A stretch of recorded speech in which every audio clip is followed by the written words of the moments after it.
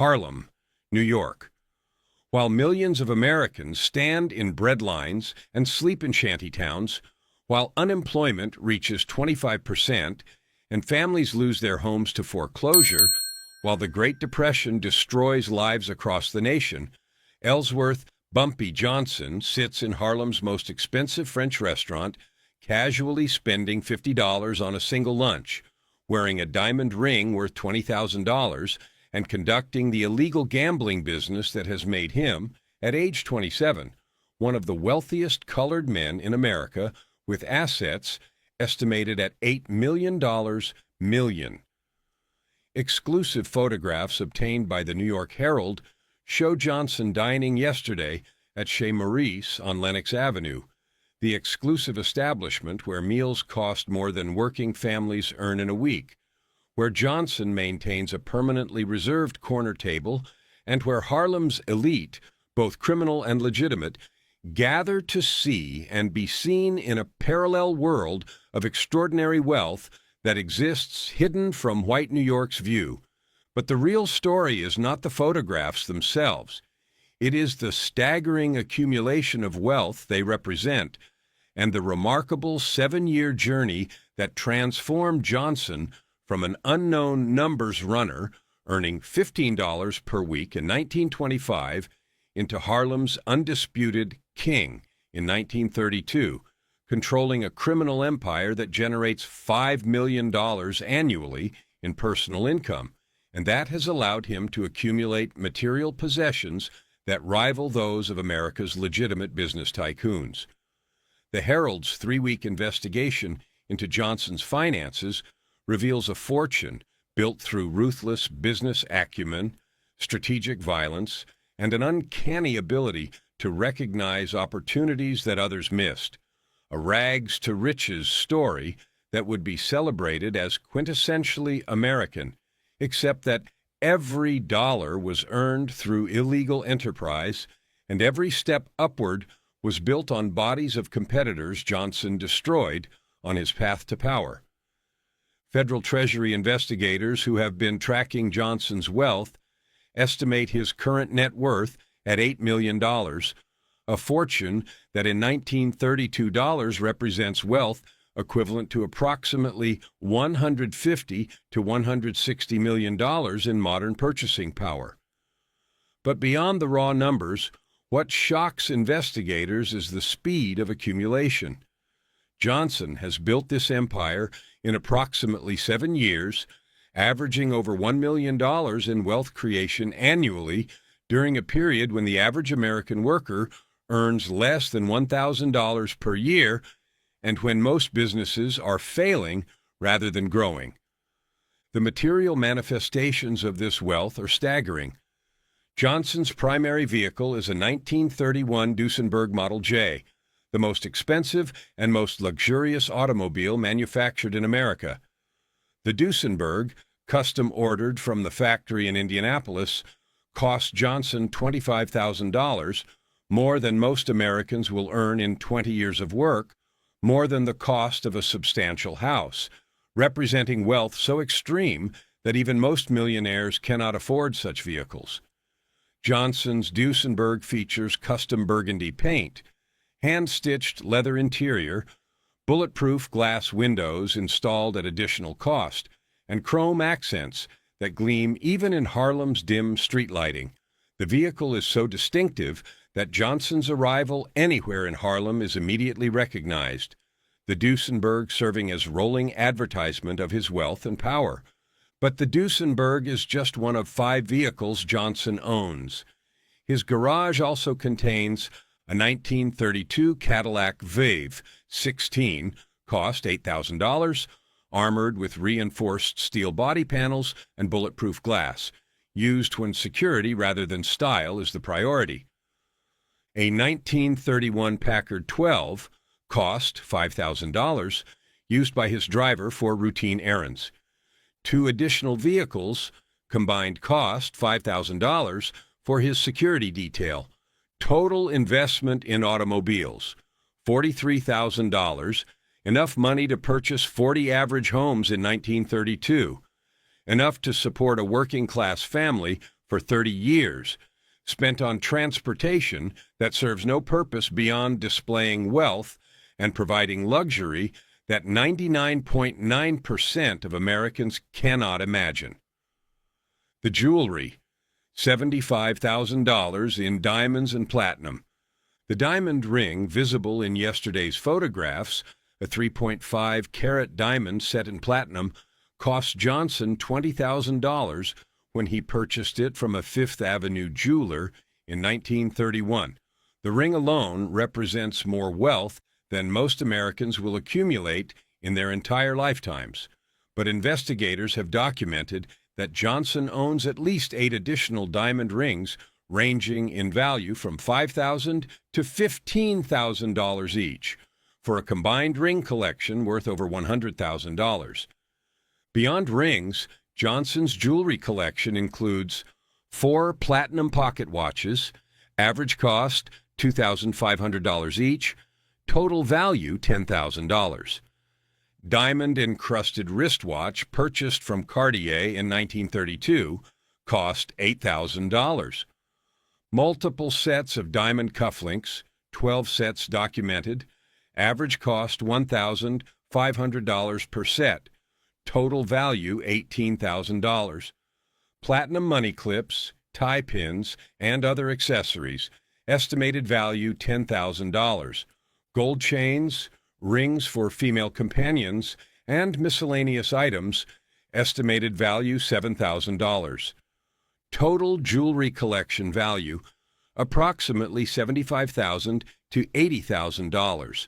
Wealth that Johnson literally wears on his body that serves no functional purpose, that exists purely to demonstrate that he has resources so vast that spending $20,000 on a single ring is inconsequential.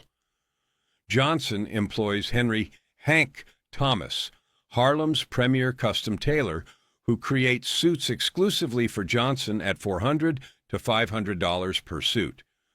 Witnesses report Johnson owns over 100 custom suits, never wearing the same suit twice in any month, treating $400 suits as disposable fashion rather than as investments to be carefully maintained. At average cost of $450 per suit, Johnson's suit collection alone is worth $45,000.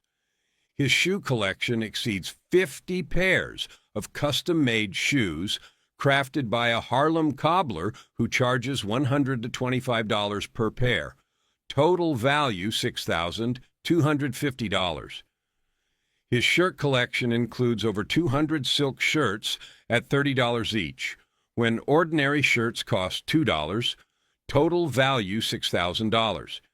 His accessories include custom hats, $50 to $100 each, over 30 owned, leather gloves, $25 per pair, dozens owned, and silk ties, over 100 owned at $15 to $25 each. Johnson employs a personal valet who maintains this wardrobe, who ensures shoes are polished daily, who rotates suits to prevent wear, who treats Johnson's clothing with the care that museums devote to priceless artifacts. He employs a personal barber who visits his residence 3 times weekly at $25 per visit, spending over $3,600 annually just on haircuts and grooming, more than most families earn in 3 years. Johnson's 4-story brownstone at 409 Edgecombe Avenue on Sugar Hill, Harlem's most exclusive address, was purchased in 1931 for $85,000, a price that shocked the real estate market when comparable properties were selling for $30,000 to $40,000. The premium price reflected both Johnson's urgency to establish himself in Harlem's most prestigious neighborhood and the property's features: reinforced construction suitable for modification into a fortress, private garage, and location providing clear sight lines for security purposes. Johnson immediately invested an additional $75,000 in renovations and furnishings, steel-reinforced doors and bulletproof windows, $15,000. Hidden safe room accessible through moving bookshelf, $8,000. Custom furniture imported from Europe, $20,000. Persian rugs, artwork, and decorative items, $18,000. Security systems, lighting, and modifications, $14,000. The residence operates with a full-time staff of 5. Cook, salary, $40 per week. Housekeeper, $35 per week. Driver, $50 per week. Valet, $45 per week. And 24-hour security guard, $60 per week. Total annual payroll of $11,960 just to maintain a private residence. More than 10 working-class families' combined annual income. Monthly operating costs including utilities, food. Johnson insists on the finest ingredients. Wine cellar maintenance. His collection of illegal French wines is valued at $15,000. And miscellaneous expenses exceed $2,000 monthly or $24,000 annually, spent merely to maintain a lifestyle while millions of Americans lack basic shelter. Johnson dines at Chez Maurice 5 to 6 times weekly, spending an average of $45 to $50 per meal, including wine, food for guests he entertains, and his characteristic lavish tips. He routinely tips 100 to 150% of the bill, leaving $60 to $70 tips on $40 meals. Annual dining expenses at Chez Maurice alone, approximately $12,000 to $14,000. He frequents other expensive establishments throughout Harlem and downtown Manhattan, adding another $6,000 to $8,000 in annual dining costs.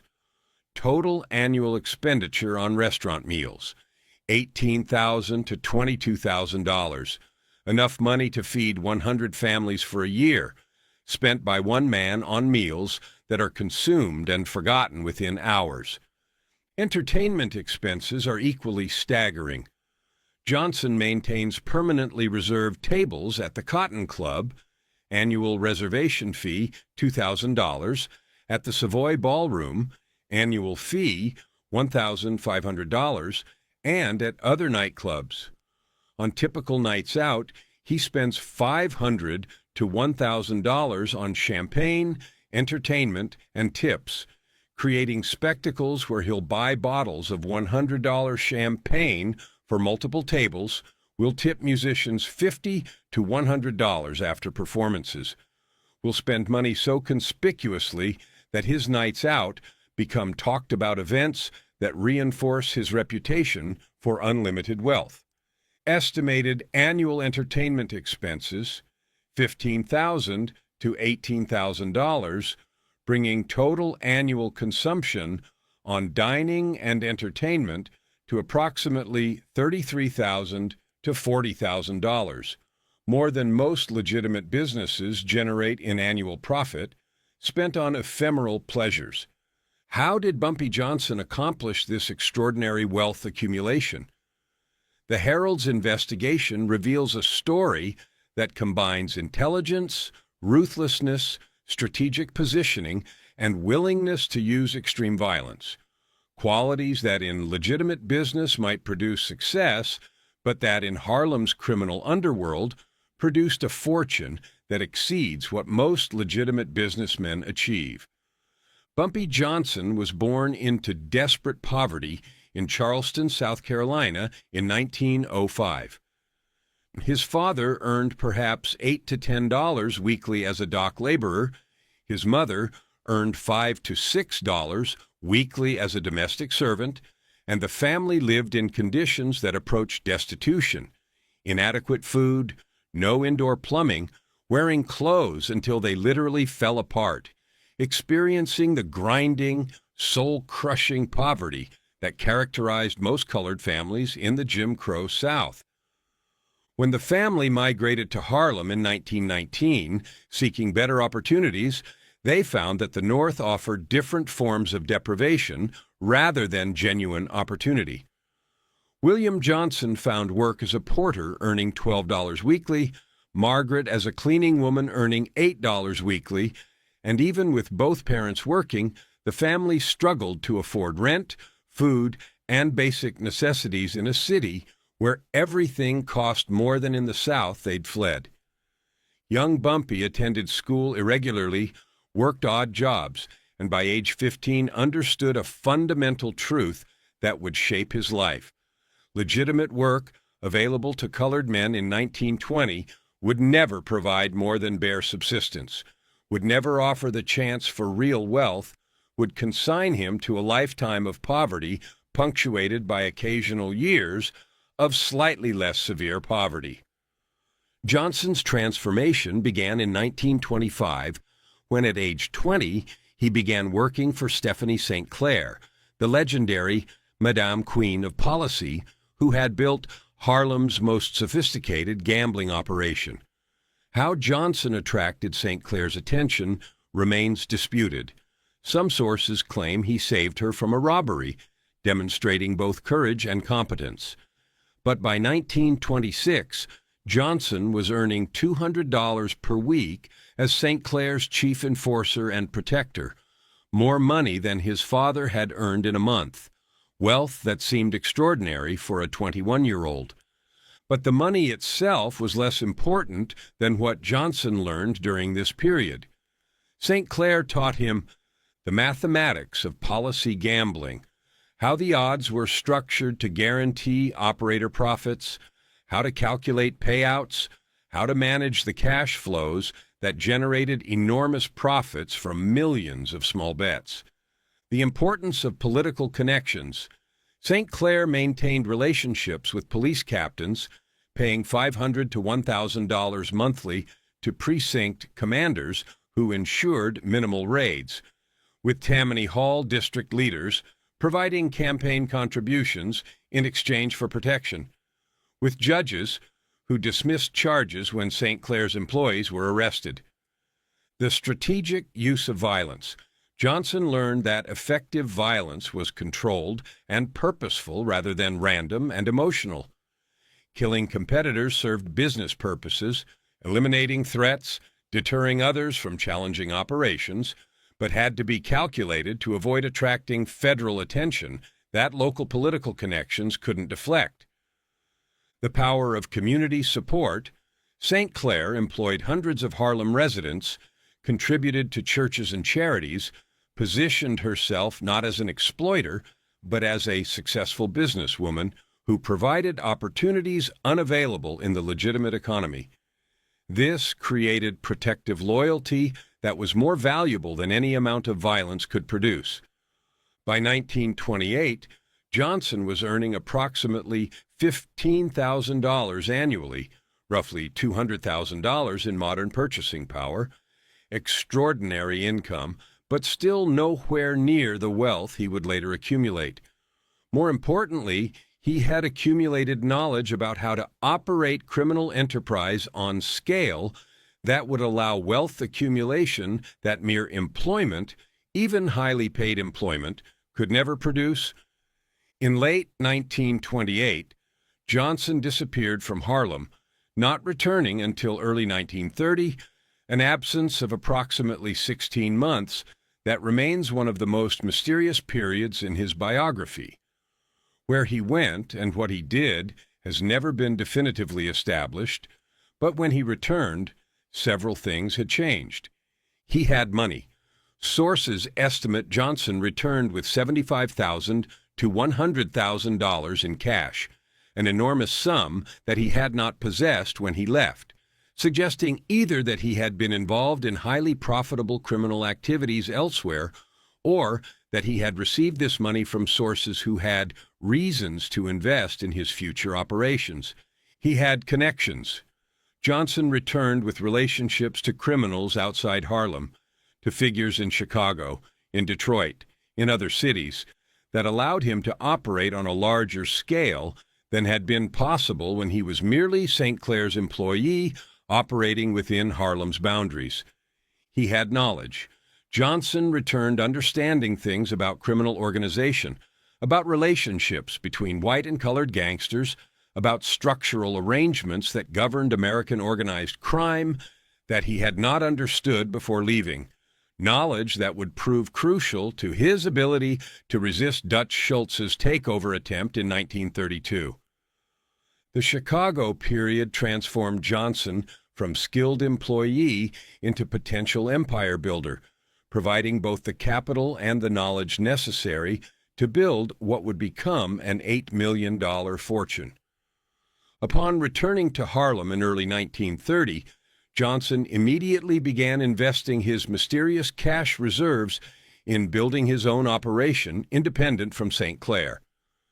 Between January and December 1930, Johnson purchased 6 policy banks from smaller operators who were struggling during the early Depression, total investment approximately $40,000, providing Johnson with operations generating estimated $200,000 annually in gross profits.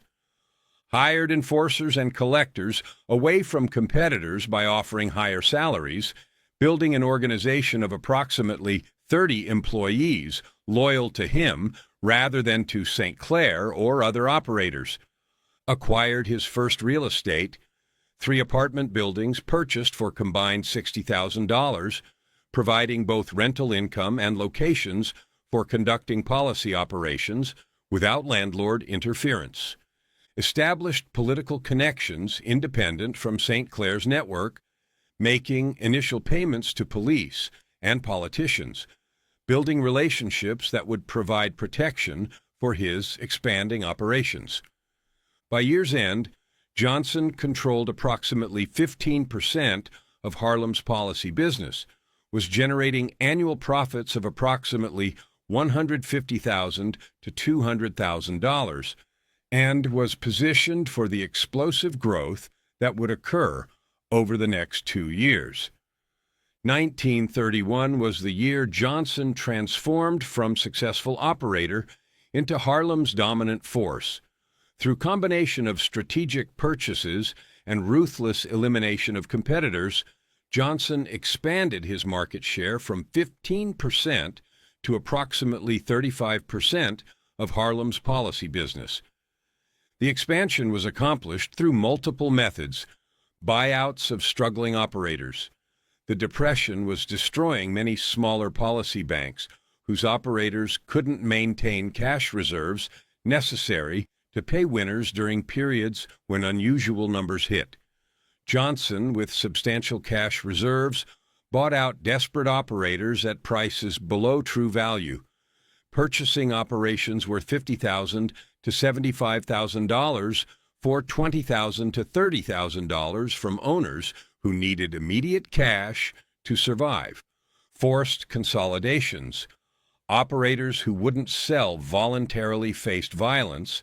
Their banks were robbed, their collectors were beaten, their families were threatened, until they concluded that selling to Johnson at his offered price was preferable to being driven out of business entirely.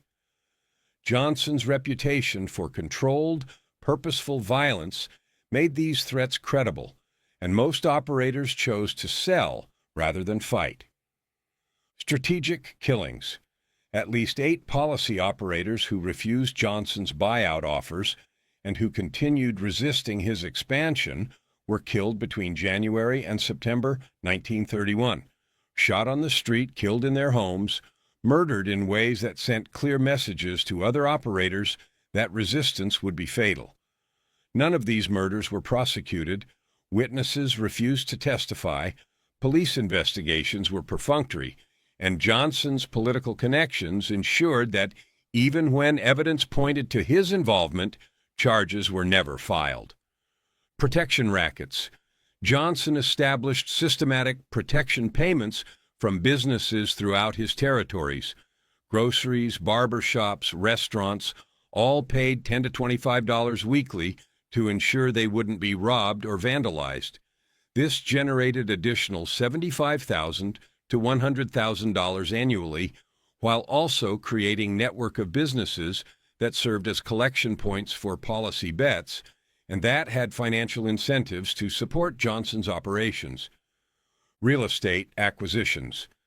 Johnson purchased 15 additional properties in 1931, apartment buildings, commercial buildings, vacant lots, investing approximately $500,000 in Harlem real estate that both generated rental income and provided long-term asset appreciation that would preserve wealth even if policy operations were disrupted. By December 1931, Johnson's annual income had exploded to approximately $1.5 to $2 million. His net worth had reached approximately $3 to $4 million, and he was living a lifestyle that was unrecognizable from the poverty he'd experienced just 6 years earlier. This was the year Johnson purchased the Strivers Row brownstone for $85,000. This was the year he bought the Duesenberg for $25,000. This was the year he began dining regularly at Chez Maurice, spending $50 per meal without concern. This was the year he purchased the $20,000 diamond ring that would become his signature piece of jewelry, custom designed by a Fifth Avenue jeweler who typically served only white millionaires, featuring a 3.5-carat diamond of exceptional clarity set in platinum, mounting with smaller diamonds surrounding the central stone. The ring's purchase revealed Johnson's psychology. The jeweler initially quoted $18,000, but Johnson insisted on modifications, larger side diamonds, more elaborate platinum work, custom engraving that increased the cost to $20,000, specifically so that he could tell people he owned a $20,000 ring rather than an $18,000 ring. The additional $2,000 bought nothing of functional value, bought only the ability to claim ownership of an even more expensive piece of jewelry, revealing the extent to which Johnson's identity had become tied to material displays of wealth that demonstrated how far he'd risen from the poverty of his youth.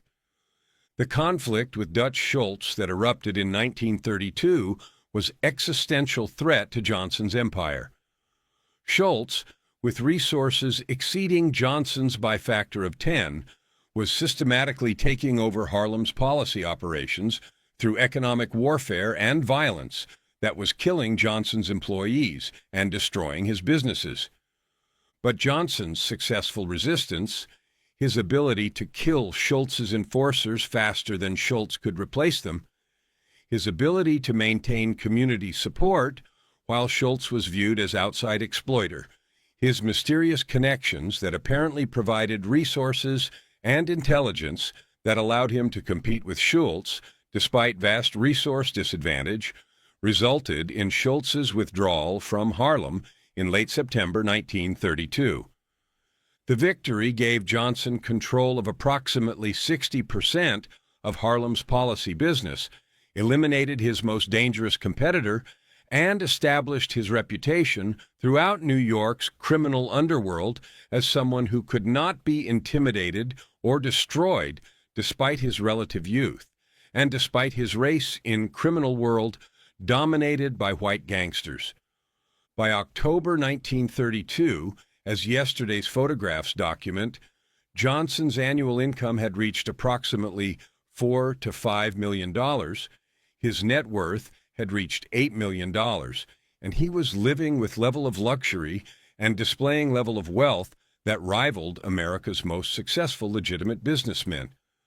Bumpy Johnson's $8 million fortune and the material excess it enables reveal uncomfortable truths about American society in 1932. The failure of legitimate opportunity, Johnson turned to crime not from moral deficiency, but from rational calculation that legitimate work would never provide escape from poverty that characterized colored life in segregated America. His success in criminal enterprise, his ability to accumulate $8 million in 7 years, demonstrates both his considerable talents and the reality that those talents could never have generated comparable wealth in legitimate economy that systematically excluded colored Americans from opportunities for advancement. The profitability of vice during Prohibition, Johnson's wealth was built entirely on activities that millions of Americans engage in: gambling, drinking alcohol, but that prohibition and anti-gambling laws made illegal.